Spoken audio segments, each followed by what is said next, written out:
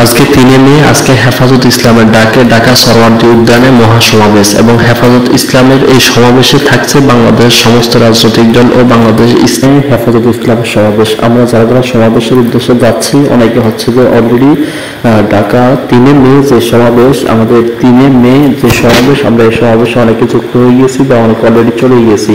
তো আমরা যারা চলে গিয়েছি তাদেরকে বা চলে আসছি, আমরা তাদেরকে অসংখ্য ধন্যবাদ। এবং হেফাজত ইসলামের ডাক, এই ডাক দেওয়ার উদ্দেশ্যটা হলো কি? ডাক দেওয়ার 1 নম্বর উদ্দেশ্যটা আপনি যদি সরওয়ার্দী উদ্যানের সম্পূর্ণ বিষয়টা না জানেন তাহলে আজকে এই ভিডিওর মাধ্যমে আপনি সবকিছু জানতে পারবেন।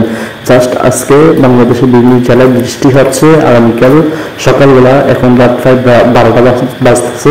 তো রাত প্রায় 12টা বাজে আপনার জন্য আমি ভিডিও নিয়ে উপস্থিত হয়েছি। এখন রাত প্রায় 12টা বাজে। তো রাত 12টা বাজে মানে এখন রাত 3 তারিখ 3 মে। তো আজকে অনেকে হচ্ছে যে বিভিন্ন জায়গা থেকে, যেমন চট্টগ্রাম এবং হচ্ছে যে খুলনা, এরপরে বাগেরহাট বা বরিশাল ইত্যাদি অনেক জায়গা থেকে অনেকে অলরেডি ঢাকার উদ্দেশ্যে রওনা হয়ে গেছেন বা অলরেডি ঢাকা চলে আসছেন। তো আপনাকে অসংখ্য ধন্যবাদ এবং যারা আমাদের ভিডিওটা দেখছেন তাদেরকে ধন্যবাদ। এবং হেফাজত ইসলামের ডাক, এই ডাক দেওয়ার উদ্দেশ্য কি? 1 নম্বর উদ্দেশ্য হচ্ছে যে বাংলাদেশ থেকে স্বৈরাচার হটানোর পরে এমন কিছু স্বৈরাচার আবার বাংলাদেশে এসে বসছে বা বসার চেষ্টা করতেছে, যারা হচ্ছে সম্পূর্ণ কোরআন বিরোধী, শরীয়ত বিরোধী, ইসলাম বিরোধী কিছু আইন বাংলাদেশে প্রকাশ করতে চাচ্ছে এবং ওগুলার থেকে বিরোধিতা, ওগুলাকে বিপরীত করার জন্য এবং ইসলামের আইন বাংলাদেশে প্রতিষ্ঠিত করার জন্য। এবং অন্যদিকে যারা নাস্তিকতা বাংলাদেশে প্রকাশ করতে চাচ্ছে, যেমন হচ্ছে যে যার শরীর তার অধিকার, অর্থাৎ কি একটা মহিলাকে এমনটা অধিকার দেওয়া হচ্ছে যে অধিকারের মাধ্যমে মহিলা তার শরীর, তার ধর যাকে ইচ্ছা তাকে দেবে। এই ধরনের কিছু আইন যদি বাংলাদেশে প্রকাশ হয় তখন আমাদের জেনারেশনের জন্য, পরবর্তী জেনারেশনের জন্য অনেক ক্ষতি হবে এবং এটা সম্পূর্ণ পশ্চিমা বিশ্বের একটা চক্রান্ত। সেই জায়গা থেকে হেফাজতে ইসলাম এটাকে বিরোধ করার জন্য, এটাকে নিষিদ্ধ করার জন্য, এটাকে ধ্বংস করার জন্য আজকের সমাবেশ। এবং এই সমাবেশের সবচেয়ে লক্ষ্য উদ্দেশ্য হচ্ছে যে বাংলাদেশের মধ্যে ইসলামিক যেমন নাস্তিকতা যেগুলো আছে ওগুলোকে সরে দেওয়ার। এবং এখানে আমাদের এখানে থাকবেন আমাদের বড় বড় ওলামায়ে কেরাম থাকবেন, যেমন আব্দুল মালিক মোহাম্মদ বারকাতুল আলিয়া, যিনি হচ্ছে যে বাইতুল মুকাররম মসজিদের ইমাম। আরো থাকছেন আল্লামা মামুনুল হক সাহেব এবং বাংলাদেশের হক্কানি ওলামায়ে কেরামদের থেকে জুনায়েদ বাবুনগরী এবং হচ্ছে জুনায়েদ আল হাবিবি। অন্য দিক থেকে আমার অনেক বড় ওলামায়ে কেরামরা আমাদের এখানে উপস্থিত থাকবেন এবং পাশাপাশি আমাদের এখানে আরো কয়েকটা বিষয়ে আলোচনা করা হবে। এবং বাংলাদেশের বড় বড় স্কলার যারা রয়েছেন, এখানে কোনো জামাত, সুন্নি, হেফাজত, শর্মিলা এখানে ইত্যাদি সবকিছুই বাদ হয়।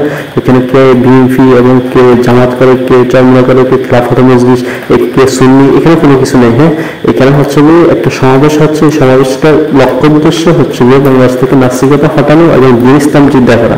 তো এখানে আর একটা কথা না বললে নাই, এখানে বাংলাদেশে যারা ইসলামিক দল থেকেই হচ্ছে যে নির্বাচন করতে চাচ্ছে বা ইসলামিক দল থেকে যারা আমাদের এখানে অংশগ্রহণ করছেন, সকলেরই লক্ষ্য উদ্দেশ্য যে আল্লাহর জমিনে আল্লাহর দিনকে বাস্তবায়ন করা লক্ষ্য উদ্দেশ্য।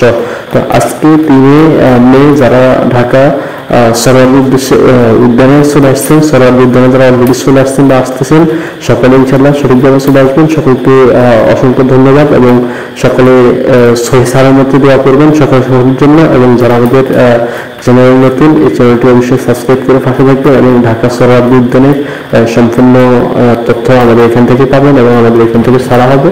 তো ভালো লাগলে অবশ্যই একটি লাইক করবেন এবং কোন সম্পর্কে পরবর্তীতে ভিডিও চান কমেন্টের মাধ্যমে জানাবেন। এবং দয়া করে রিকোয়েস্ট থাকবে যেহেতু ইসলামিক চ্যানেল, এখানে আপনারা যদি সাবস্ক্রাইব না করেন অন্য কেউ করবেন না। দয়া করে আমাদের এই চ্যানেলটি সাবস্ক্রাইব করে পাশে থাকবেন।